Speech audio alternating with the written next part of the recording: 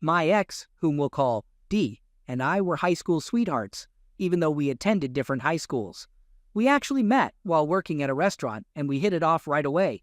It was amazing. We couldn't get enough of each other, and I truly believed it was real love. Both our families adored each other. Dee's cousin Shannon also became one of my closest friends, and we would hang out together all the time. We were like the three musketeers.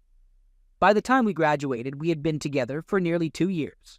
I had plans to join the Army, while she was going to attend a local college. We were devastated and heartbroken.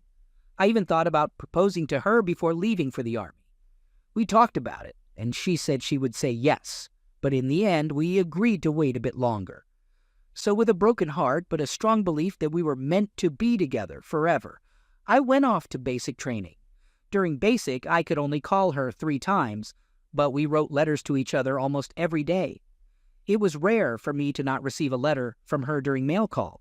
She came down with my parents to attend my basic training graduation, and seeing her was amazing. It only reinforced my belief that we were destined to be together forever. Once my training in the Army was completed, I was stationed at Fort Hood, Texas, serving in the 1st Cavalry Division. First Team. I ended up spending most of my paychecks on phone calls to Dee and saving up for plane tickets either for my visits home or for her to come see me.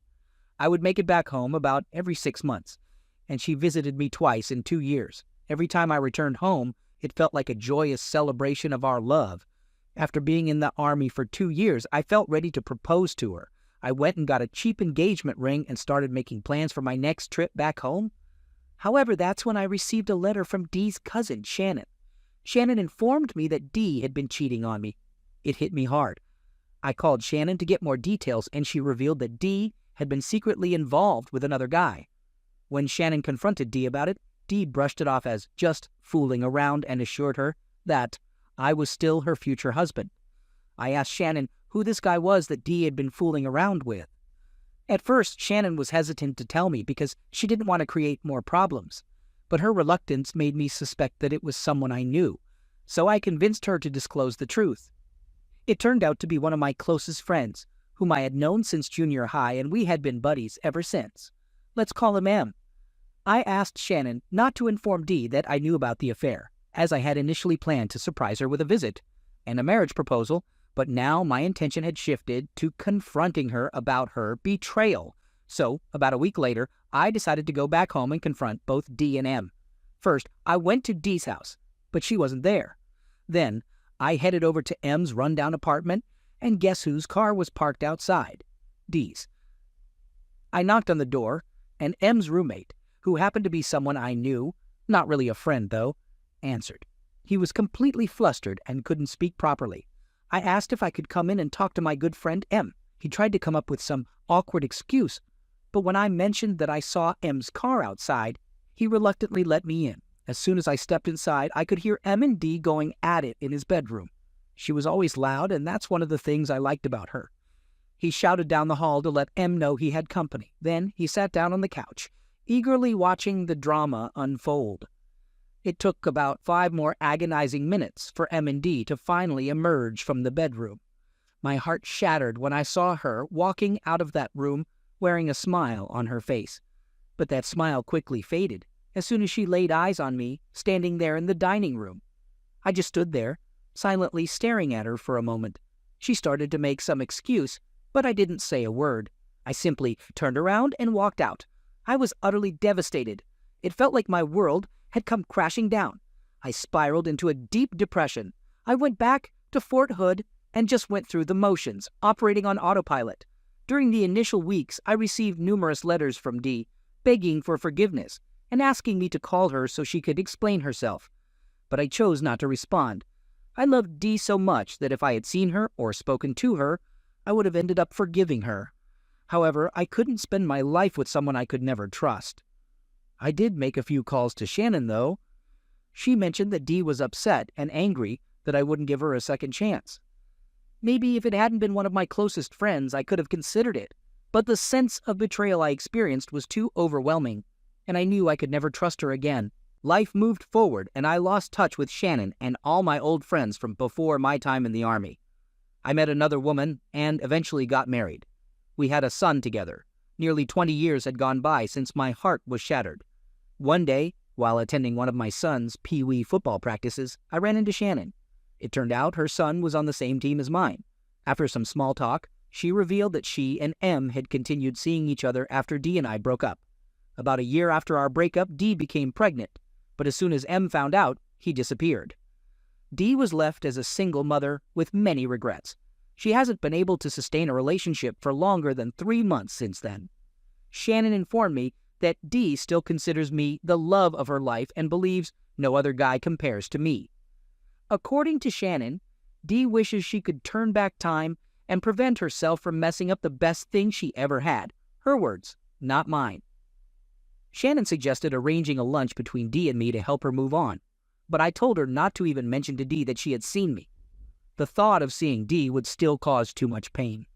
Even to this day, I struggle with trust issues and find it hard to develop close friendships with other men. I keep a guard up to protect myself from potential hurt, which sometimes prevents me from fully opening up to my wife. Please understand, I love my wife dearly, and I would never do anything to jeopardize our marriage. However, I still have lingering feelings that D was the love of my life, and if she were to re-enter my life today, it would be extremely difficult for me not to fall for her again. Second story. Well, about 4 years ago, I was in a relationship with a girl who seemed absolutely perfect for me in every way. We shared the same dark sense of humor and had similar interests in activities and music. We could spend endless hours just chatting about anything and everything. She was the kind of person I wanted to leave everything behind for and embark on adventures together, exploring the highest mountains and the deepest valleys. One thing that made us click was our mutual agreement on not wanting children. Whenever we went out to eat and saw a bunch of kids, we'd opt to get our food to go. Her parents and friends adored me, which was nice since I had just moved to town before we started dating. She even told me I was the most patient and understanding boyfriend she had ever had. Although we attended different colleges in separate states, we managed to make it work. She even came to my school for a week before her classes began, and once she left, we stayed in touch through Skype and text messages all day long. However, things started to change a little bit. She became less talkative and seemed less enthusiastic when we spoke. So, during a short break I had from school, I decided to visit her. We spent 3 days together, worked through any issues, and everything seemed perfectly fine again. A couple of months later, things started repeating themselves. She would talk to me less and always seemed busy partying with her friends, some of whom lived just a few houses down from my parents' place. I didn't think too much of it at first, assuming that she just needed me to be physically present more often and that the distance between us was taking its toll. So I came up with a plan to surprise her. The problem was, as a broke college student without a job or a car, I couldn't simply drive up to see her. I didn't have enough money for a plane or bus ticket either. However, I packed my backpack with essential supplies and a duffel bag with about 4 days' worth of clothes.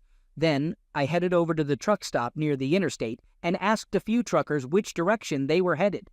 It took me around 15 hours to reach her, a distance of 500 miles, which would normally take 10 hours by car, which wasn't too bad, all things considered.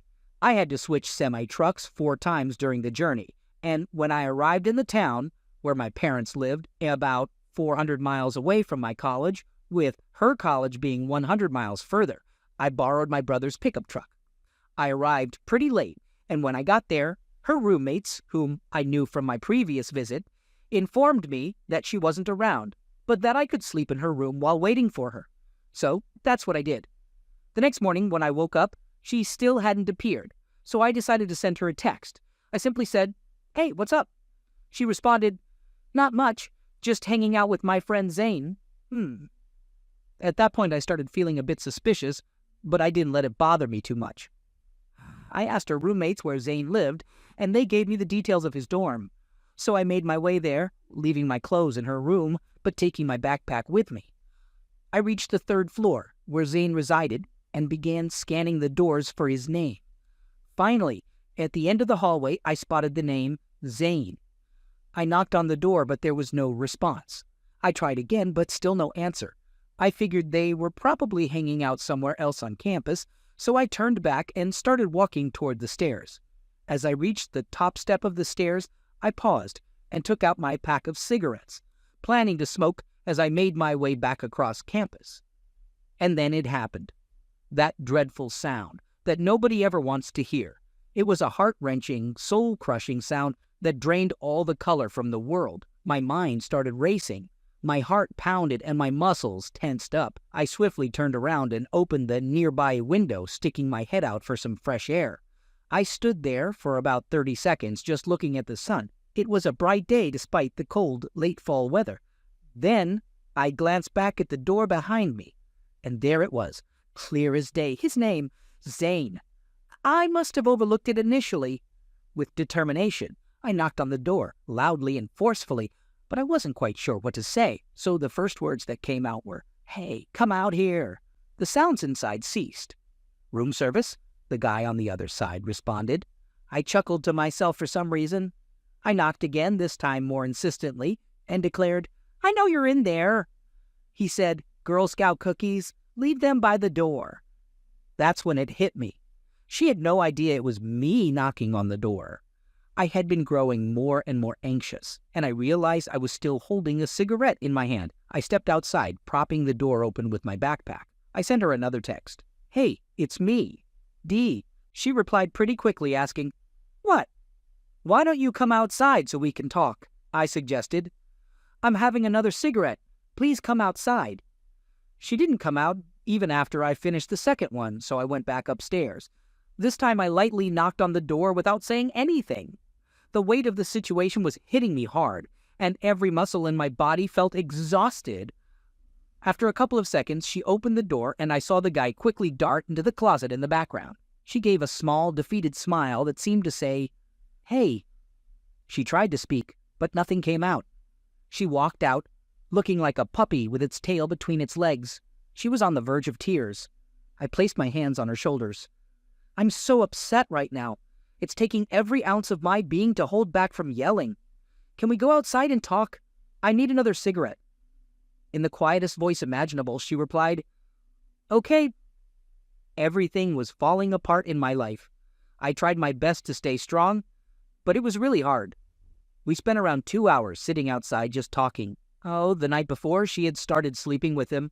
They had met a week earlier when she went to the pet store where he worked. That was the breaking point for us.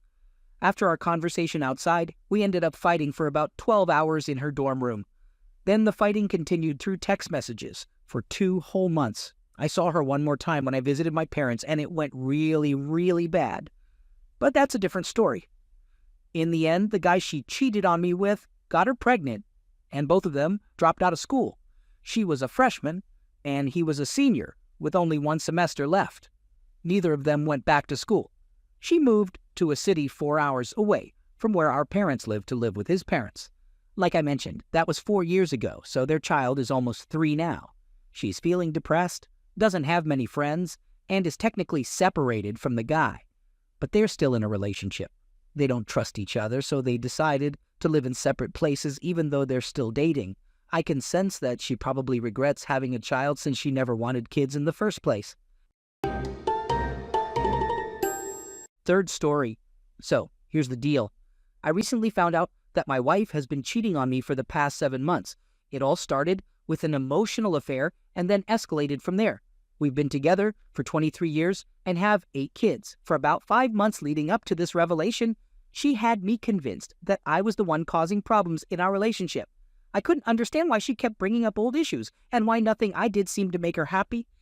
Well, guess who the other guy is? It's actually her high school ex-boyfriend who is currently married and has 4 kids of his own. The crazy part is that he lives in another state, but just a few miles away from where they both went to high school.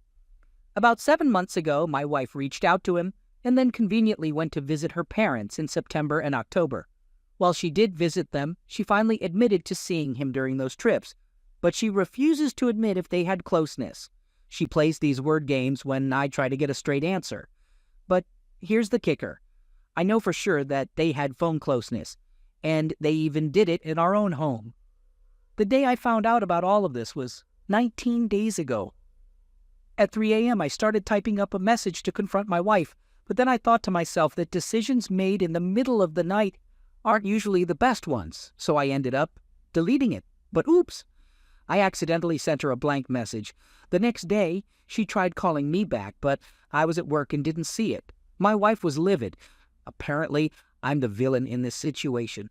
When I asked if the other guy's wife knew about their affair, my wife told me that he's handling it. Well, a week later, the other guy's wife posts this grateful post on Facebook, thanking her husband for teaching her about unconditional love and all that jazz. And here we are. 19 days later, they spend hours talking on the phone every day while I'm working hard. All right, let's break it down. So what are the advantages and disadvantages of reaching out to the other guy's wife? On one hand, if I were in her shoes and unaware of what's going on, I would definitely want to know the truth. On the other hand, and maybe this is foolish of me, I still have a tiny bit of hope for reconciliation, and contacting the wife probably won't help with that. Today, I had my first meeting with a lawyer, and surprisingly, he actually suggested reaching out to the other guy's wife. However, the few family members and close friends I've confided in are pretty much against the idea. I shouldn't be shocked. I know that my wife is a complete narcissist who believes her own lies. But I still couldn't believe it when she spent half the day locked in a room, texting, calling her affair partner. I saw all the texts. She's not as sneaky as she thinks she is, instead of being with our kids. And the nerve she has to tell me that the kids are her top priority. I'll never understand how she could throw away our 23 years together and our 8 children. I'm not going to waste my energy trying to make sense of it. It's just irrational. She's a narcissist who admitted that what she's doing is wrong, yet she continues to do it. That's bordering on sociopathic behavior. I even asked her if she would forgive me if I had done what she did, and she flat out said no. But here she is, still carrying on with the affair. The only thing she's afraid of is me exposing her affair to people, and I don't know how long that fear will last. My lawyer has advised me not to contact the other guy's wife until we have some legal protections in place, and I'm anxiously waiting for that. Her complete disrespect towards me and our children makes me sick, and my kids have no idea what's really going on. All right, let's break it down. So, what are the good and bad things about reaching out to the other guy's wife? On one hand, if I were in her situation and unaware of the truth, I would definitely want to know what's going on. On the other hand, and maybe this is a bit naive of me, I still have a tiny glimmer of hope for us to reconcile, and contacting the other woman is unlikely to help with that. Today I had my first meeting with a lawyer, and surprisingly, he actually suggested reaching out to the other guy's wife. However, the few family members and close friends I've talked to are pretty much against the idea. I shouldn't be surprised. I know my wife is a complete narcissist who believes her own lies. But I was still shocked when I discovered that she spent half the day locked in a room, texting, calling her affair partner. I saw all the messages. She's not as sneaky as she thinks. She did this instead of being with our kids, and it really hurt me. And to add insult to injury, she has the audacity to claim that the kids are her top priority. I'll never be able to comprehend how she could throw away our 23 years together and our 8 children. I won't waste my energy trying to understand it anymore. It just doesn't make sense. She's a narcissist who admitted that what she's doing is wrong, yet she continues to do it. That's almost sociopathic behavior.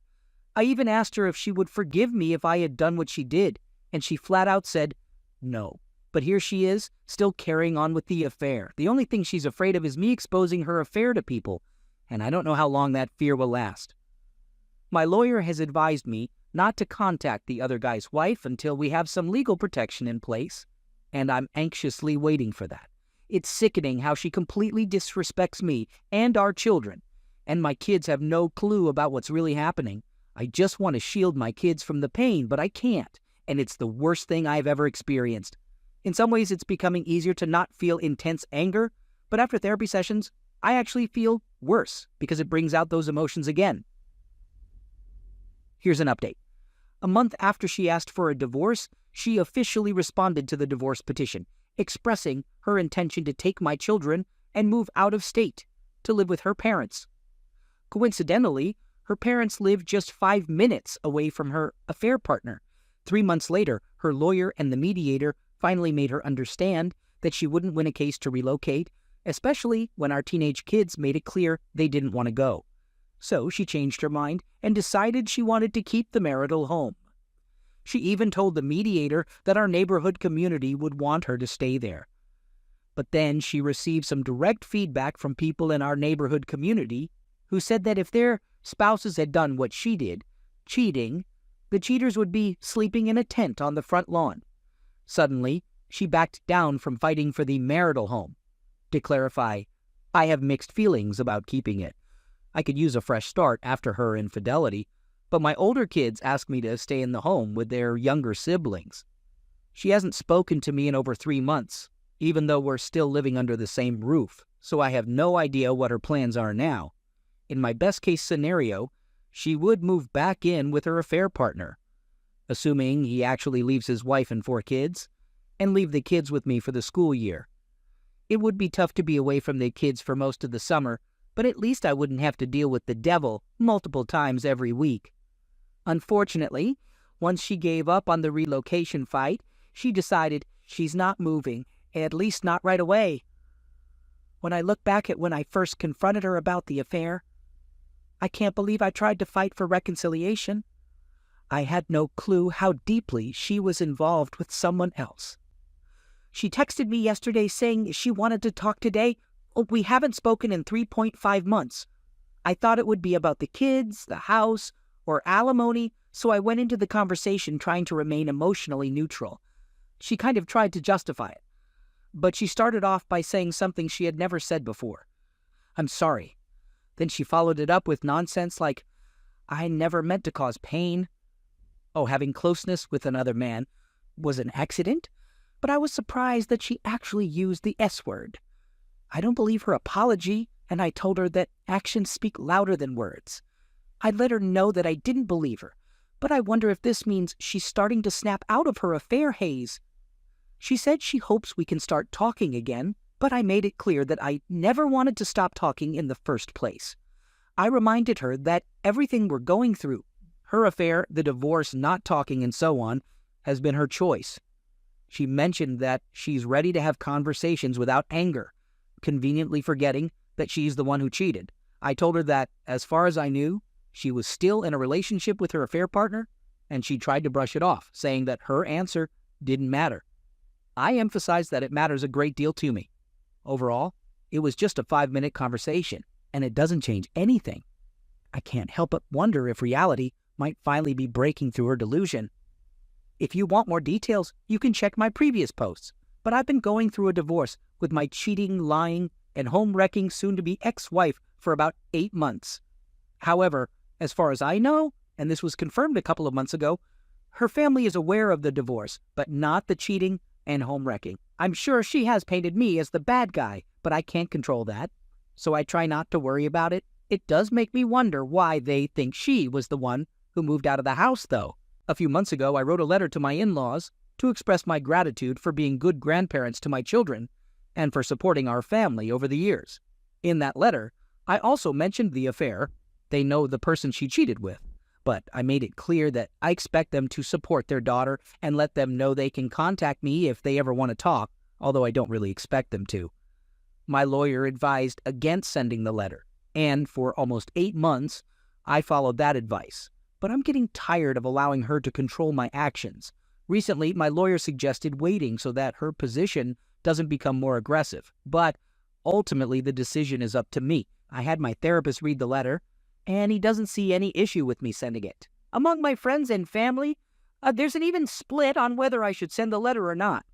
I talked to the school counselor about arranging a meeting for our younger children, ages 13, 11, 9, 7, to check on how they're coping with the divorce.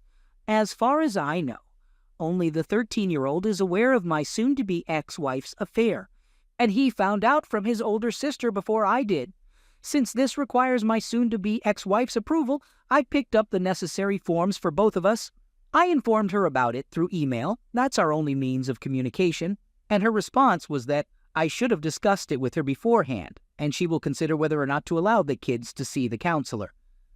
To be honest, I'm not surprised by her reaction. It was pretty much what I expected. I replied that I don't need her permission to explore options for the kids, and I haven't taken any steps without her consent. I also made it clear that I hope she prioritizes the mental well-being of our children once she finishes considering it. She has acknowledged growing up in an environment with poor communication, so maybe seeing a counselor can help our children avoid going through similar issues.